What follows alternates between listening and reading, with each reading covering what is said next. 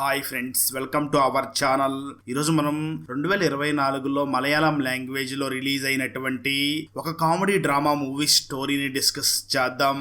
అదే వయసేత్ రాయాయి ముప్పాతి.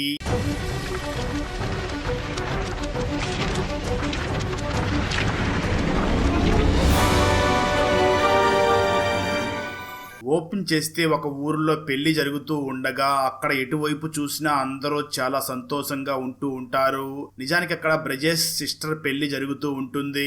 బ్రజేష్ సిస్టర్ ని ఒక పోలీస్ ఆఫీసర్ కి ఇచ్చి పెళ్లి చేస్తూ ఉంటారు. అక్కడ పెళ్లి కొడుకు మరియు పెళ్లి కూతురు ఇద్దరు ఫ్యామిలీస్ కూడా చాలా సంతోషంగా ఉంటారు. కట్ చేస్తే కొన్ని సంవత్సరాలు గడిచిపోతుంది. బ్రిజేష్ మాత్రం తాను పోలీస్ అయిన తర్వాతే పెళ్లి చేసుకోవాలి అనుకుని డిసైడ్ అయి ఉంటాడు. కానీ ఇప్పటి వరకు తను పోలీస్ అయి ఉండడు. అప్పటికే తనకి పెళ్లి వయసు కూడా దాటిపోయి ఉంటుంది. దాంతో బ్రిజేష్ మరియు తన ఫ్రెండ్స్ ఒక అడ్వకేట్ దగ్గరికి వెళ్లి తనకి కొంత డబ్బులు ఇస్తారు. దాంతో ఆ అడ్వకేట్ బ్రిజేష్ మరియు తన ఫ్రెండ్స్ దగ్గరికి ఒక లిస్ట్ తీసుకుని వచ్చి తన దగ్గర రీసెంట్ గా డివోర్స్ తీసుకున్న అమ్మాయిల ఫొటోస్ అన్నిటిని చూపిస్తాడు. ఆ ఫొటోస్ ని చూస్తున్న సమయంలో బ్రిజేష్ కి అక్కడ ఒక అమ్మాయి నచ్చుతుంది. దాంతో ఆ బ్రిజేష్ వెంటనే ఆ లాయర్ కి కొంత అడ్వాన్స్ డబ్బులు ఇచ్చి ఈసారి ఖచ్చితంగా నా పెళ్లి అవుతుంది అని చాలా సంతోషంగా ఉంటాడు. సరిగ్గా అదే సమయంలో బ్రిజేష్ ఫాదర్ బ్రిజేష్ కి కాల్ చేసి, నీకు ఒక అమ్మాయిని చూశాను, కొద్దిసేపట్లోనే వాళ్ళు నిన్ను చూసుకోవడానికి మన ఇంటికి వస్తున్నారు అని చెప్తాడు. ఆ మాటలు విన్న బ్రిజేష్ వెంటనే ఆ అడ్వకేట్ కి ఇచ్చిన మనీని కూడా తీసుకుని, నా కోసం మా నాన్న ఒక పెళ్లి సంబంధం చూశాడు అని చెప్పి అక్కడి నుంచి వెంటనే ఇంటికి బయలుదేరతాడు. బ్రిజేష్ ఇంటికి వచ్చిన కొంత సమయం తర్వాత బ్రిజేష్ ని చూసుకోవడానికి అమ్మాయి వాళ్ళు కూడా బ్రిజేష్ ఇంటికి వస్తారు. అదే సమయంలో అక్కడికి బ్రిజేష్ సిస్టర్ మరియు బ్రిజేష్ బావ కూడా వస్తారు. బ్రిజేష్ సిస్టర్ వెంటనే తన అన్నయ్య వయసు గురించి తెలియకుండా ఉండడం కోసం అమ్మాయి వాళ్ళకి ఒక నకిలీ జాతకం ఇస్తుంది. అదే సమయంలో బ్రిజేష్ ఇంటి లోపలికి వచ్చి అక్కడికి వచ్చి ఉన్న వాళ్ళందరికీ కూడా నమస్కారం చేసి అక్కడ కూర్చుంటాడు. అయితే ట్విస్ట్ ఏమిటి అంటే అదే రోజు బ్రిజేష్ బర్త్డే కావడంతో అక్కడ ఉన్న వాళ్ళందరూ కూడా బ్రిజేష్ కి హ్యాపీ బర్త్డే అని చెప్తూ ఉంటారు. అదే సమయంలో బ్రిజేష్ అక్కడ కేక్ కట్ చేయడానికి వెళ్తాడు. కానీ ఆ కేక్ మీద 40 years అని చెప్పి ఒక క్యాండిల్ ని వెలిగించి ఉంటారు. అయితే దాన్ని ఆ అమ్మాయి వాళ్ళు చూసి, మాకిచ్చిన జాతకంలో 31 సంవత్సరాల వయసు అని ఉంది, ఇక్కడ మాత్రం 40 ఉంది అని వెంటనే పెళ్లిని క్యాన్సిల్ చేసుకుని వెళ్లిపోతారు. దాంతో బ్రిజేష్ ఇంత కష్టపడితే ఒక సంబంధం వచ్చింది, అసలు ఆ కేక్ మీద ఆ క్యాండిల్ పెట్టింది ఎవరో అని చాలా కోప్పడతాడు. ఆ తర్వాత బ్రిజేష్ తన బావ మరియు ఫ్రెండ్స్ తో కలిసి మందు తాగుతూ బాధపడుతూ ఉంటాడు. దాంతో బ్రిజేష్ ఫ్రెండ్స్ మరియు బ్రిజేష్ బావ బ్రిజేష్ ని చూసి, మేము ఎలాగైనా త్వరలోనే నీకు పెళ్లి చేస్తాం, నువ్వు టెన్షన్ పడకు అని చెప్తారు. దాంతో ఆ తర్వాత రోజు నుంచి బ్రిజేష్ ఫ్రెండ్స్ బ్రిజేష్ కి పెళ్లి చెయ్యాలి అని చాలా చోట్ల తిరుగుతారు. కానీ అప్పటికే బ్రిజేష్ వయసు వాళ్ళందరికీ తెలిసిపోయి ఎవరో కూడా బ్రిజేష్ కి అమ్మాయిని ఇవ్వడానికి రెడీ అవ్వరు. దాంతో బ్రిజేష్ ఒక చోట కూర్చొని నాకింక పెళ్లి అవ్వదేమో అని బాధపడుతూ ఉంటాడు. అప్పుడే బ్రిజేష్ ఫ్రెండ్ బ్రిజేష్ దగ్గరికి వచ్చి, ఇక్కడ దగ్గరలో కొండ అనే ఒక ఊరు ఉంది, అక్కడ చిన్న వయసు గల అమ్మాయిలు ఎక్కువ వయసు ఉన్న వారిని ఇష్టపడుతున్నారని తెలిసింది, మనం అక్కడికి వెళ్తే ఖచ్చితంగా నీకు కూడా పెళ్లి అవుతుంది అని చెప్తాడు. ఆ మాటలు విన్న బ్రిజేష్ వెంటనే తన ఫ్రెండ్ తో కలిసి ఆ ఊరికి బయలుదేరి వెళ్తాడు. వాళ్ళు ఆ ఊరికి వెళ్లిన వెంటనే అక్కడ ఉన్న గుడిలో దండం పెట్టుకుంటూ, నాకు ఒక మంచి అమ్మాయి దొరికేలాగా చూడండి అని గుడి దగ్గర దండం పెట్టుకుంటూ ఉంటాడు. అక్కడే ఉన్న ఒక పెళ్లిళ్ళు చేసే కాంట్రాక్టర్ వెంటనే బ్రిజేష్ ని చూసి, ఈ ఊర్లో ఒక అమ్మాయి ఉంది, వాళ్ళకి చాలా ఆస్తి ఉంది, ఆ అమ్మాయి తల్లిదండ్రులు వాళ్ళకు ఉన్న ఆస్తిని మరియు ఆ అమ్మాయిని మంచిగా చూసుకునే వాళ్ళ కోసం వెతుకుతున్నారు, మీకు ఇష్టమైతే వాళ్ళని చేసుకోవచ్చు అని చెప్పి ఆ కాంట్రాక్టర్ బ్రిజేష్ ని మరియు బ్రిజేష్ ఫ్రెండ్ ని ఆ అమ్మాయి ఇంటికి తీసుకుని వెళ్లి ఆ అమ్మాయిని చూపిస్తారు. ఆ అమ్మాయి చాలా లావుగా ఉంటుంది.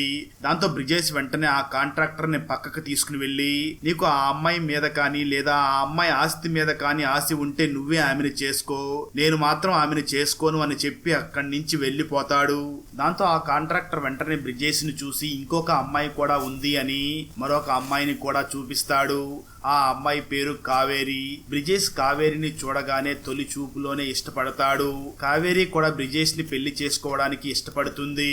ఆ తర్వాత బ్రిజేష్ మరియు కావేరి పక్కకి వెళ్లి మాట్లాడుకుంటూ ఉండగా బ్రిజేష్ కావేరిని చూసి, నేను ఒక పెయింటింగ్ కాంట్రాక్టర్ ని, నా దగ్గర ఒక కారు కూడా ఉంది అని తనకి అబద్ధాలు చెప్తాడు.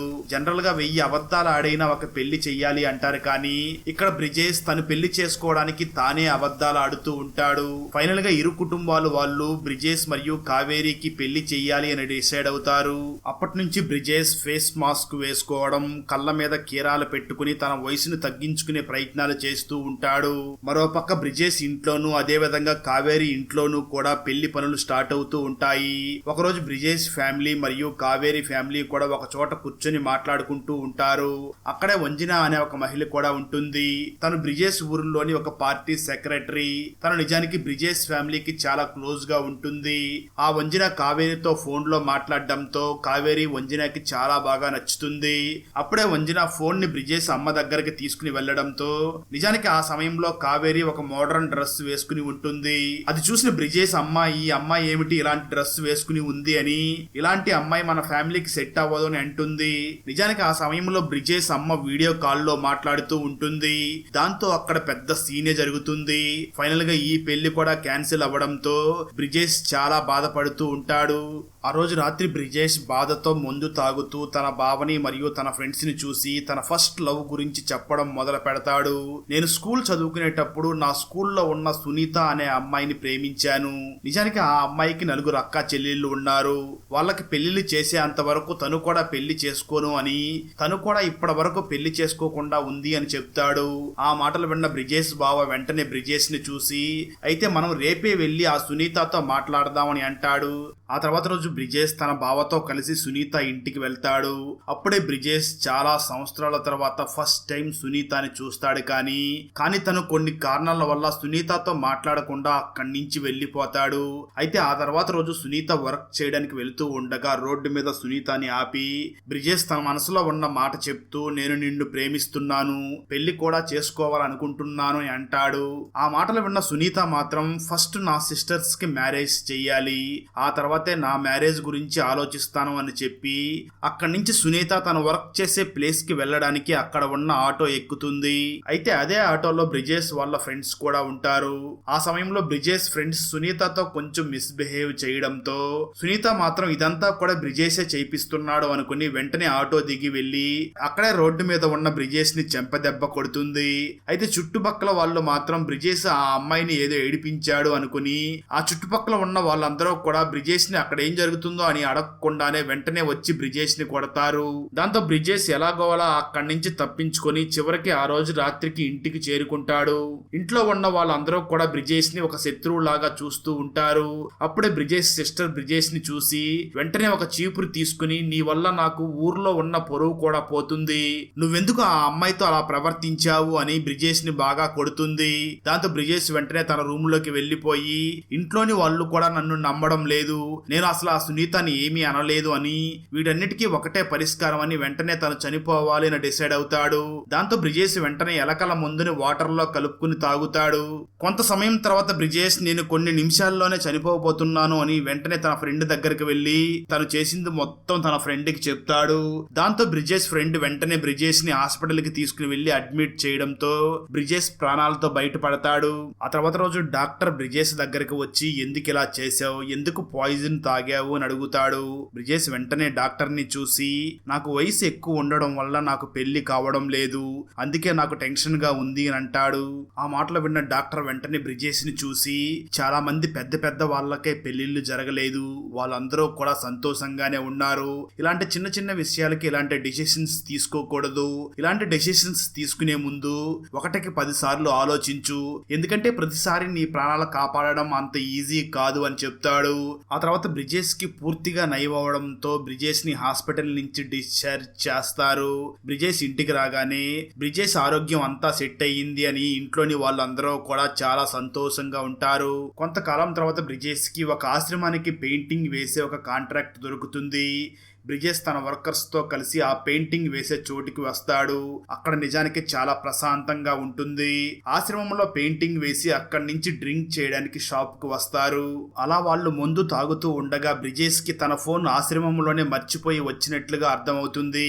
బ్రిజేష్ వెంటనే తన బావ ఫోన్ తో తన ఫోన్ కి కాల్ చేస్తాడు. అక్కడ ఒక అమ్మాయి ఫోన్ లిఫ్ట్ చేసి నీకు నీ ఫోన్ కావాలి అంటే నువ్వు ఆశ్రమం దగ్గరికి రావాలి అని అంటుంది. ఆ సమయంలో బ్రిజేష్ కి అక్కడికి వెళ్ళాలి అని లేకపోయినా తన ఫోన్ కోసం ఆ ఆశ్రమానికి వెళ్లి ఆ ఆశ్రమం బయట నిల్చొని ఉంటాడు. అప్పుడే సుమంగలి అనే ఒక అమ్మాయి ఆ ఆశ్రమం గోడ దూకి అక్కడికి వచ్చి తనకి ఆ ఫోన్ ఇస్తూ ప్లీజ్ నన్ను ఇక్కడి నుంచి తీసుకుని వెళ్ళు అని అడుగుతుంది. ఆ మాటలు విన్న బ్రిజేష్ మాత్రం అనవసరంగా ఎందుకు ప్రాబ్లమ్స్ లో ఇరుక్కోవడం అని అనుకుంటాడు. కానీ ఆ తర్వాత వెంటనే తన మనసు మార్చుకుని ఈ అమ్మాయికి సహాయం చెయ్యాలి అనుకుంటాడు. ఆ తర్వాత బ్రిజేష్ వెంటనే సుమంగలిని తన ఇంటికి తీసుకుని వెళ్తాడు. సుమంగలిని మరియు బ్రిజేష్ ని చూసిన బ్రిజేష్ ఇంట్లోని వాళ్ళు బ్రిజేష్ ఆ అమ్మాయిని ప్రేమించి ఇంటికి తీసుకువచ్చినట్లు ఉన్నాడు అనుకుని వాళ్ళు హారతి ఇచ్చి మరీ సుమంగలిని ఇంట్లోకి తీసుకుని వెళ్తారు. బ్రిజేష్ కూడా తన ఫ్యామిలీ మెంబర్స్ ని చూసి మేమిద్దరం పెళ్లి చేసుకున్నామని చెప్తాడు. ఎందుకంటే అలా చెప్తే సుమంగలికి కొన్ని రోజులు ఇక్కడ ఉండే అవకాశం ఉంటుంది అని అలా చెప్తాడు. అయితే అక్కడే ఉన్న వంజన వెంటనే బ్రిజేష్ ని పక్కకి తీసుకుని వెళ్లి నాకెందుకో డౌట్ గా ఉంది, మీ ఇద్దరికి అసలు పెళ్లి కాలేదని నాకు డౌట్ గా ఉంది అని అంటుంది. ఆ మాటలు విన్న బ్రిజేష్ వెంటనే వంజనాన్ని చూసి మాకు నిజంగానే పెళ్లి కాలేదు, కానీ తొందరలోనే మేము రిజిస్టర్ మ్యారేజ్ చేసుకోబోతున్నామని చెప్తాడు. ఆ మాటలు విన్న వంజనాకి తను ఆ అమ్మాయిని ఆశ్రమం నుంచి తీసుకుని వచ్చాడు అని అర్థమవుతుంది. అయినా వంజన బ్రిజేష్ ని చూసి నేను ఈ విషయాన్ని ఎవరికి చెప్పను, తొందరగా పెళ్లి చేసుకో అని అంటుంది. మరోపక్క బ్రిజేష్ ఫ్యామిలీ మాత్రం సుమంగలిని వాళ్ళ కోడల్లాగా ట్రీట్ చేస్తూ ఉంటారు. ఎందుకంటే బ్రిజేష్ కి పెళ్లి కావడం లేదు, తనే పెళ్లి చేసుకుని వస్తే అందులో తప్పే ఉంది అనుకుంటూ ఉంటారు. అప్పటి నుంచి బ్రిజేష్ మరియు సుమంగలి ఎవరికి అనుమానం రాకుండా ఒకే రూమ్ లో ఉంటూ ఉంటారు. ఒకరోజు రాత్రి సుమంగలి బ్రిజేష్ ని చూసి నేను ఇక్కడి నుంచి వెళ్ళడానికి ఇంకా 14 రోజుల సమయం పడుతుంది, అప్పటిదాకా నేను ఇక్కడే ఉండాలనుకుంటున్నాను అని అంటుంది. బ్రిజేష్ కూడా సుమంగలిని చూసి మీరు తప్పకుండా ఇక్కడ ఉండొచ్చు అని బ్రిజేష్ వెంటనే కింద పడుకుని సుమంగలిని మాత్రం బెడ్ మీద పడుకోమని చెప్తాడు. ఆ తర్వాత రోజు మార్నింగ్ బ్రిజేష్ వాళ్ళ అమ్మ సుమంగలికి డబ్బులు ఇచ్చి వెళ్లి కొత్త శారీ కొనుక్కో అని అంటుంది. దాంతో బ్రిజేష్, సుమంగలి అలాగే బ్రిజేష్ వాళ్ళ సిస్టర్ మరియు బావతో కలిసి షాపింగ్ చేయడానికి ఒక మాల్ కి వెళ్తారు. అప్పుడే బ్రిజేష్ సిస్టర్ కి సుమంగలి మీద డౌట్ వస్తుంది. ఎందుకంటే సుమంగలికి ఏ కలర్ శారీ చూపించినా వాటిని కాదని కేవలం వైట్ కలర్ శారీ మాత్రమే తీసుకుంటూ ఉంటుంది. ఆ తర్వాత వీళ్ళందరూ కలిసి ఒక థియేటర్ కి మూవీ చూడడానికి వెళ్తారు. అయితే థియేటర్ లో చాలా మంది ఉండడంతో సుమంగలి వెంటనే ఆ థియేటర్ నుంచి బయటకు వచ్చేస్తుంది. సుమంగలి బిహేవియర్ ని చూసిన బ్రిజేష్ సిస్టర్ కి డౌట్ వచ్చి ఎందుకు తను అలా ప్రవర్తిస్తుంది అని తన గురించి ఆలోచిస్తూ ఉంటుంది. నిజానికి సుమంగలి ఆశ్రమంలో ఉండడం వల్ల తనకి ఇలాంటివన్నీ అస్సలు నచ్చవు. తను ఎప్పుడూ కూడా ప్రశాంతంగా ఉంటూ ఉంటుంది. ఒకరోజు రాత్రి బ్రిజేష్ తన బావతో కలిసి డ్రింక్ చేస్తూ ఉన్నప్పుడు బ్రిజేష్ మత్తులో తన బావకి జరిగింది మొత్తం చెప్తాడు. అప్పుడు బ్రిజేష్ బావ బ్రిజేష్ ని చూసి నీకు నిజంగా తన మీద ప్రేమ ఉంటే తనకు కూడా ఏదో ఒక రోజు నీ మీద ప్రేమ కలుగుతుంది అని అంటాడు. ఆ తర్వాత బ్రిజేష్ వెంటనే అక్కడి నుంచి తన రూమ్ కి రాగా సుమంగలి అప్పుడు ప్రశాంతంగా నిద్రపోతూ ఉంటుంది. అయితే సుమంగలి అలా పడుకుని ఉండడం చూసి మత్తులో ఉన్న బ్రిజేష్ కంట్రోల్ తప్పి వెనక నుంచి వెళ్లి ఆ సుమంగలిని పట్టుకుంటాడు. దాంతో సుమంగలి నిద్ర లేచి భయపడిపోతుంది. బ్రిజేష్ వెంటనే సుమంగలిని చూసి నేను తప్పుగా ప్రవర్తించాను, నన్ను క్షమించు అని అంటాడు. ఆ తర్వాత రోజు మార్నింగ్ సుమంగలి బ్రిజేష్ ని చూసి నువ్వు నన్ను ప్రశాంతంగా ఉండే చోటికి ఎక్కడికైనా తీసుకుని వెళ్ళు, నీతో నేను కొంచెం మాట్లాడాలి అని అంటుంది. దాంతో బ్రిజేష్ వెంటనే సుమంగలిని బీచ్ దగ్గరికి తీసుకుని వెళ్తాడు. అప్పుడు సుమంగలి బ్రిజేష్ ని చూసి ప్లీజ్ నువ్వు నన్ను ఇష్టపడకు, ఎందుకంటే నేను నిన్ను పెళ్లి చేసుకోలేను, నాకు కొన్ని ప్రాబ్లమ్స్ ఉన్నాయి, అయినా నేను కేవలం 4 రోజులు మాత్రమే ఇక్కడ ఉండబోతున్నాను, ఆ తర్వాత నేను వెళ్ళిపోతాను అని అంటుంది. ఆ మాటలు విన్న బ్రిజేష్ చాలా బాధపడుతూ సుమంగలిని చూసి అసలు నువ్వు నా లైఫ్ లోకి ఎందుకు వచ్చావు, నన్నే ఎందుకు సహాయం చేయమని అడిగావు, నేను ఇప్పుడు నిన్ను నిజంగా ప్రేమిస్తున్నాను అని అంటాడు. ఆ మాటలు విన్న సుమంగలి ఏడుస్తూ తనకేమీ సమాధానం చెప్పలేక అక్కడి నుంచి ఇంటికి వస్తుంది. ఆ సమయంలో బ్రిజేష్ కి మరియు తన బావకి చిన్న గొడవ జరగడంతో ఆ కోపంలో ఉన్న బ్రిజేష్ తన బావను చూసి నువ్వు ఇక్కడి నుంచి మా ఇంట్లో నుంచి వెళ్ళిపో అని అంటాడు. ఆ మాటలు విన్న బ్రిజేష్ బావ నేను ఇప్పటి వరకు ఈ ఇంటి కోసం ఎన్నో చేశాను అంటూ బాధపడుతూ అక్కడి నుంచి వెళ్ళిపోతాడు. బ్రిజేష్ బావ ఇంట్లో నుంచి వెళ్ళిపోవడంతో బ్రిజేష్ ఫ్యామిలీ వాళ్ళు చాలా బాధపడుతూ ఉంటారు. ఆ రోజు రాత్రి బ్రిజేష్ బయట నుంచి ఇంట్లోకి వస్తూ ఉండగా వంజన బ్రిజేష్ ని ఆపి నువ్వు తొందరలోనే పెళ్లి చేసుకుంటానని చెప్పావు, కానీ సుమంగలిని ఇంతవరకు పెళ్లి చేసుకోలేదు, నువ్వు తనని పెళ్లి చేసుకోకుండానే తీసుకువచ్చి ఇంట్లో పెట్టున్నావు, రేపే తనని తీసుకుని వెళ్లి ఆశ్రమంలో వదిలిపెట్టు, లేదంటే నువ్వు ఒక అమ్మాయిని పెళ్లి చేసుకోకుండా ఇంట్లో తీసుకువచ్చి పెట్టావని ఊర్లో తెలిస్తే మీ ఫ్యామిలీ పొరువు మొత్తం పోతుంది అని అంటుంది. ఆ మాటలు విన్న బ్రిజేష్ వెంటనే సుమంగలి రూములోకి రాగా అప్పటికే సుమంగలి అక్కడి నుంచి వెళ్లిపోయి ఉంటుంది. నిజానికి సుమంగలి ఆ వంజిన బ్రిజేష్ తో మాట్లాడుతూ ఉండగా కిటికీలో నుంచి మొత్తం చూసి అక్కడి నుంచి వెళ్లిపోయి ఉంటుంది. దాంతో బ్రిజేష్ ఈ వంజన ఇలా మాట్లాడడం వల్లనే సుమంగలి ఇక్కడి నుంచి వెళ్లిపోయింది అని వంజనతో గొడవ పడతాడు. దాంతో వంజన రిలేటివ్స్ అందరూ వచ్చి బ్రిజేస్ ని కొడుతూ ఉంటారు. అప్పుడే బ్రిజేస్ వాళ్ళ బావ మరియు బ్రిజేస్ ఫ్రెండ్స్ అక్కడికి వచ్చి వంజన రిలేటివ్స్ అందరినీ కొట్టి అక్కడి నుంచి తరివేస్తారు. అప్పుడే బ్రిజేస్ తన బావను చూసి తనకి జరిగింది మొత్తం నిజమంతా కూడా చెప్తాడు. స్టోరీ గతానికి వెళ్తుంది. నిజానికి సుమంగలి బ్రిజేస్ ని తన గురించి చెప్పడం కోసం బీచ్ కి తీసుకుని వెళ్ళినప్పుడు సుమంగలి తన గురించి బ్రిజేస్ కి చెప్తూ, నిజానికి నాకు ఎప్పుడో పెళ్ళయింది, నా హస్బెండ్ చనిపోయాడు, నాకు ఒక కొడుకు కూడా ఉన్నాడు. అయితే ఈ ఆశ్రమం వాళ్ళు నా కొడుకుని వేరొక ఆశ్రమంలో పెట్టారు. నేను ఎలాగైనా నా కొడుకుని నా దగ్గరకే తీసుకురావాలి అనుకుని నేను ఉన్న ఆశ్రమం నుంచి బయటకు వచ్చేసాను అని చెప్పి బ్రిజేస్ కి తన జీవితం గురించి మొత్తం చెప్పి ఉంటుంది. అదంతా గుర్తు తెచ్చుకున్న బ్రిజేస్ తన బావకి నిజం మొత్తం చెప్పి వెంటనే సుమంగలిని వెతకడం కోసం అక్కడి నుంచి వెళ్లిపోతాడు. ఆ తర్వాత రోజు ఫుల్ గా వర్షం పడుతూ ఉంటుంది. బ్రిజేస్ బావ మరియు తన సిస్టర్ బయట డోర్ దగ్గర నిల్చుని ఉంటారు. అప్పుడే అక్కడికి బ్రిజేస్ సుమంగలిని మరియు తన బిడ్డని తీసుకుని ఇంటికి వస్తాడు. వీళ్ళని ఒకటిగా చూసిన ఇంట్లోని వాళ్ళు కూడా చాలా సంతోషిస్తారు. ఎందుకంటే బ్రిజేస్ కి ఫైనల్ గా తన ప్రేమ దొరికింది. అలాగే సుమంగలి కూడా తనని ఇష్టపడడం మొదలు పెడుతుంది. ఇక్కడ నుంచి బ్రిజేస్ మరియు సుమంగలి ఒకరినొకరు ఇష్టపడుతూ ఉంటారు. అలా చివరికి బ్రిజేస్ పెళ్లి సుమంగలితో అవుతుంది. అక్కడతో ఈ మూవీ అయిపోతుంది. చిదంబర తాకట్లో ఉన్న తన హోటల్ ని ఇడిపించుకోవడం కోసం ఏం చేశాడు, చిదంబర ఎలా మర్డర్ కేసులో ఇరుక్కున్నాడు, చిదంబరంని ఆ మర్డర్ కేసులో ఇరికించాలని చూస్తున్నది ఎవరు, చిదంబరానికి తనని ఫాలో అవుతున్న పోలీసుకి సంబంధం ఏమిటి, చిదంబర వైఫ్ చిదంబరానికి సహాయం చేయడం కోసం ఏం చేసింది, చిదంబర తన ఇంట్లో ఉన్న డెడ్ బాడీని ఎలా మాయం చేశాడు, టైర్లకి పంచర్లు వేసే వ్యక్తి రాత్రిపూట రోడ్డు మీద ఏం చేస్తున్నాడు, చివరికి చిదంబర తన హోటల్ ని విడిపించుకున్నాడా లేదా అన్నదే 2024లో కన్నడ లాంగ్వేజ్ లో రిలీజ్ అయినటువంటి చెఫ్ చిదంబర మూవీ స్టోరీ. ఈ కన్నడ ఫుల్ మూవీ స్టోరీని తెలుగులో వినాలి అనుకుంటే ఈ వీడియో డిస్క్రిప్షన్ లో ఉన్న లింక్ ని క్లిక్ చేసి చూడండి. Thanks for watching. జై హింద్. ఫ్రెండ్స్, వీడియో నచ్చినట్లయితే లైక్ చేసి ఒక చిన్న కామెంట్ చేస్తే మాకు నెక్స్ట్ వీడియో చేయడానికి ఎంకరేజింగ్ గా ఉంటుంది. అలాగే ఛానల్ ని సబ్స్క్రైబ్ చేసి పక్కనే ఉన్న బెల్ ఐకాన్ ని క్లిక్ చేసి సపోర్ట్ చెయ్యండి. Thanks for watching. జై హింద్.